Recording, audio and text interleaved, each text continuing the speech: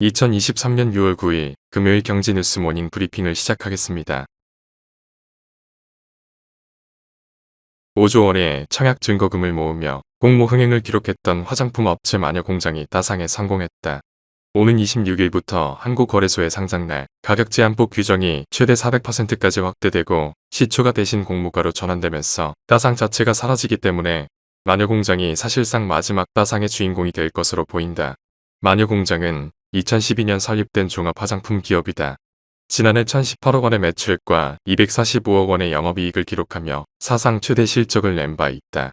더불어 해외 수출 비중이 50% 이상일 정도로 국제화 면모를 갖췄다는 점도 눈길을 끈다. 마녀공장이 PPL을 지원한 드라마 사랑의 불시착이 한국은 물론 일본에서 큰 인기를 얻으면서 마녀공장도 동시에 큰 홍보 효과를 누렸다. 그러면서 2021년부터 마녀공장 해외 수출 1위 국가가 일본이 됐다. 다음 뉴스. 글로벌 신용평가사 피치레이팅스가 미국의 대중 반도체 장비 수출 제한 조치로 인해 삼성전자와 SK하이닉스 등 중국의 반도체 공장을 둔 한국 업체들이 피해를 볼 것이라면서도 그 피해가 오래가진 않을 것이라고 예상했다. 한국이 두 회사의 투자 확장 및 기술 업그레이드를 위한 주요 장소가 될 가능성이 있어 장기적으로 큰 공급 차질은 없을 것이라는 분석이다. 미국은 중국 내 마이크론의 공백을 한국 업체들이 메우지 말도록 요구했다. 그럼에도 피치는 삼성전자와 하이닉스가 최소한 부분적으로 마이크론의 공백을 메울 수 있을 것으로 전망했다. 다음 뉴스. 포스코 인터내셔널은 8일 자회사 포스코 모빌리티 솔루션이 현대차의 차세대 최고급 플래그십 전기차 250만 대의 구동 모터코어 공급 계약을 체결했다고 밝혔다. 이에 따라 포스코 인터내셔널은 반년 사이에 총 685만 대 규모의 구동 모터코어 공급 계약을 현대차와 확정하게 됐다.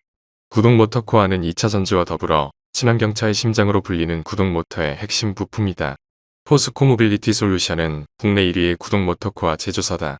포스코 인터내셔널은 친환경 모빌리티 사업 확대를 위해 국내를 포함해 북미, 유럽, 중국 등지에 설립된 해외 공장을 가동해 2030년까지 700만 대 이상의 구동 모터코어 글로벌 생산 판매 체제를 구축하고 글로벌 시장 점유율 10% 이상을 확보할 계획이다.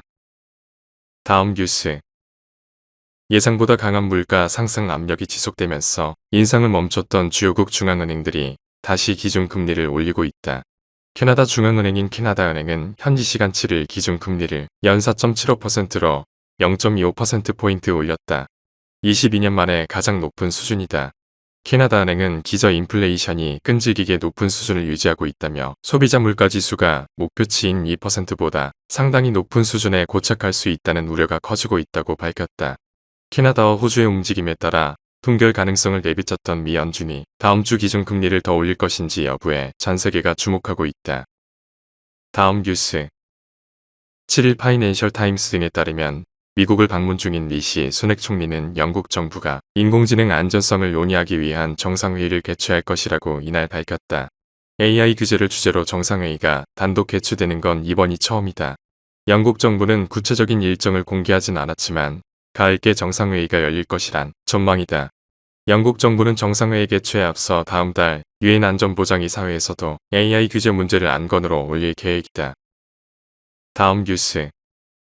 8일 중국 증권 15등 현지 매체에 따르면 중국의 6대 국유은행은 요구불 예금인 보통예금과 당좌예금 금리를 0.25%에서 0.2%로 0.05%포인트 인하한다고 보도했다.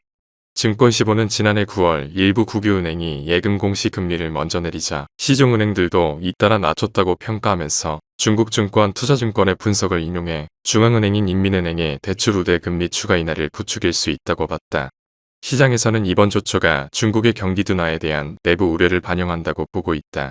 중국의 소비 회복 지연 등에 대응해 경기 부양에 나서려는 움직임으로 분석된다. 다음 뉴스. 아마존도 자사 온라인 동영상 서비스인 프라임 비디오의 넷플릭스와 디즈니 플러스와 마찬가지로 광고 요금제 도입을 검토하고 있다고 월스트리트 저널이 현지 시간 7일 보도했다. 넷플릭스와 디즈니 플러스가 각각 지난해 11월과 12월 이미 광고 요금제를 도입하면서 새로운 매출원을 확대하고 있는 상황에서 아마존 역시 이를 적극 검토하고 있는 것으로 풀이된다. 특히 아마존은 최근 사업 전반에 걸쳐 긴축 경영에 돌입한 상황도 영향을 미친 것으로 보인다. 다음 뉴스. 하나은행이 고시한 6월 8일 오후 11시 40분 원달러 환율은 1,300원입니다. 시청해주셔서 감사합니다. 더 좋은 영상을 위해 구독, 좋아요 부탁드립니다.